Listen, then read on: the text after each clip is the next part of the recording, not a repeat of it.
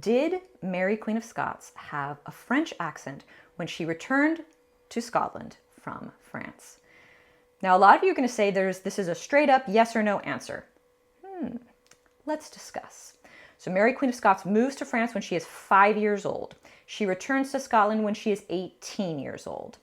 Scots was her native language. She traveled to France with people from Scotland. They were around her entire time that she was in France.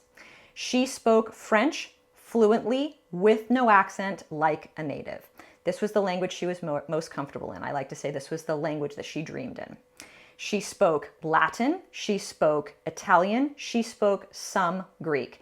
Please note, I did not say English in there. She did not really learn how to speak English until she was imprisoned for 19 years in England under Elizabeth I. So the two sources that we have about Mary Queen of Scots' accent when she returns to Scotland are first a French courtier. His name was Brantôme, and he knew Mary Queen of Scots well. And he said that the longer she was in France, the more that her Scots was influenced by her French, and that she started, quote, toning it in such a way that it sounded less, quote, ill-sounding. Okay.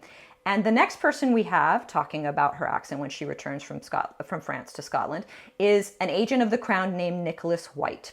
And he frequently wrote to Cecil, who was Elizabeth I's chief advisor, about Mary Queen of Scots. And he said when he spoke to her that she had a, quote, pretty Scotch accent. Now, some historians have taken this and said, yep, she absolutely did. Her French influenced her Scots. Now, as a historian, one must consider the source.